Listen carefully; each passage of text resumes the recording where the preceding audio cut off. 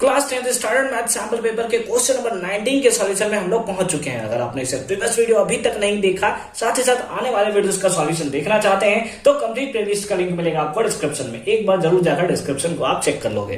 Question number 19 जो है वो असर्शन रीजन बेस्ड क्वेश्चन है और इस बार आपके पैटर्न में असर्शन और रीजन बेस्ड दो क्वेश्चन देखने को मिलेंगे, तो इसके लिए एक अलग से प्रिपरेशन आपका करना चाहिए। हालांकि असर्शन और रीजन बेस्ड 20 या 30 के अप्रॉक्स में मैं वीडियो अपलोड कर दूंगा किसके असर्शन और रीजन बेस्ड, ठीक है, तो वो आप देख सकते हो। उसके लिए आप हमारे चैनल को ज्वाइन करके रख सकते हो, यानी कि सब्सक्राइब करके रख सकते हो और वीडियो को लाइक करो यार फटाफट से। 19 देखिए क्वेश्चन क्या है। स्टेटमेंट ए असर्शन में हमें दिया हुआ है if product of two number is 5780 and their HCF is 17 then their LCM is 340।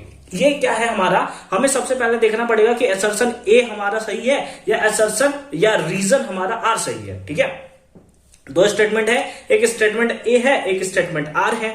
अगर इसमें दोनों में से कोई एक ट्रू हुआ तो यानी कि ऑप्शन सी होगा या ऑप्शन डी होगा, जिसमें दिया है असर्शन ए इज ट्रू और रीजन इज फॉल्स, या असर्शन इज फॉल्स और रीजन इज ट्रू, है ना। यानी कि इन दोनों इस स्टेटमेंट और इस स्टेटमेंट में जो भी एक ट्रू हुआ उस बेसिस पे हम लोग बोल सकते हैं या सी या डी होगा। लेकिन अगर दोनों सही हुआ तो क्या होगा, अगर दोनों सही हुआ तो फिर हमें ए और बी देखना पड़ेगा और ये देखना पड़ेगा क्या रीजन जो है वो करेक्ट एक्सप्लेनेशन करता है असर्शन का। इसका मतलब होता है कि क्या अगर रीजन को हम लोग पढ़े तो उसमें इसके क्वेश्चंस का आंसर मिल रहा है। अगर मिल रहा है तो ऑप्शन नंबर ए होगा कि both assertion and reason are true and the reason are is the correct explanation of ए।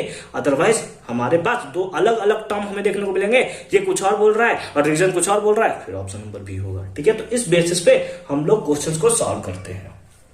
आइए एक एक करके देखते हैं। ये प्रोडक्ट ऑफ टू नंबर, दो नंबर का प्रोडक्ट कितना है वो हमें दिया है, दैट इज 5780 और उसका एचसीएफ दिया हुआ है। तो हमें बताने की क्या उसका एलसीएम 340 होगा, तो हमें फॉर्मूला पता है, थोड़ा ऊपर कर लेता हूं मैं इसको बताने के लिए। ठीक है, हमें पता है product of two number, let us suppose दो नंबर ए और बी है, इन दोनों का प्रोडक्ट कितना होता है, that is LCM into HCF. क्या होता है, एलसीएम इंटू एचसीएफ। अब प्रोडक्ट ऑफ टू नंबर कितना दिया हुआ है हमें, 5780, कितना दिया है 5780 इक्वल्स टू एलसीएम, एलसीएम हमें दिया हुआ है क्या, नहीं, एलसीएम तो हमें निकालना है, इंटू एचसीएफ, एचसीएफ कितना दिया हुआ है, एचसीएफ हमें दिया है 17।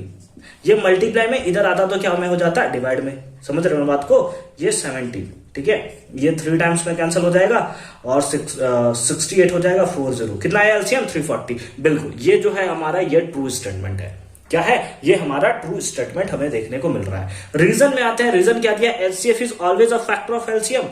अगर हम लोग इसको सिंपल एग्जांपल समझते हैं, अगर हमारे पास दो नंबर, एक लेट अस सपोज 2 है और एक हमारे पास 10 है, अगर इसका एचसीएफ हम लोग देखें तो इसका एचसीएफ कितना आएगा, lowest highest common factor that is 2 आएगा। और अगर इसका एलसीएम निकालें तो एलसीएम कितना आएगा, 10 आएगा। क्या एचसीएफ फैक्टर होता है एलसीएम का, बिल्कुल होता है। ये 100% ट्रू स्टेटमेंट है। ठीक है, यानी कि ये भी ट्रू है, ये भी ट्रू है। लेकिन अगर आप केवल रीजन पढ़ो तो कहीं ये नामो निशान है, क्या आप केवल रीजन पढ़कर एचसीएफ का स्टेटमेंट का आंसर दे सकते हो, स्टेटमेंट ए का नहीं दे सकते। यानी इन लोग दोनों ट्रू तो है लेकिन रीजन करेक्ट एक्सप्लेनेशन नहीं देता, किसका, स्टेटमेंट ए का, दैट इज असर्शन का। इसको पढ़ने के बाद आपको डायरेक्ट ख्याल आना चाहिए कि हाँ ये जो है इसी से लिंक्ड है ना। इससे पढ़ने के बाद हमें पता चल रहा है कि हाँ इसका सॉल्यूशन मिलने वाला है। लेकिन यहाँ पे हमें कोई मतलब नहीं है एलसीएम कैसे निकलेगा, बताओ, HCF is always a factor of, इससे कोई मतलब है कि इन लोग दोनों के बीच में क्या रिलेशन, कोई मतलब नहीं है। ये इसको पढ़ने के बाद हम लोग ना 340 के बारे में समझ रहे हैं ना 17 के बारे में समझ रहे हैं। इस बेसिस पे हम लोग बोल सकते हैं कि कौन सा होगा, option number B is the right answer. यानी कि असर्शन और रीजन दोनों सही है, हम बोल रहे हैं, लेकिन रीजन जो है वो करेक्ट एक्सप्लेनेशन नहीं है किसका, असर्शन का।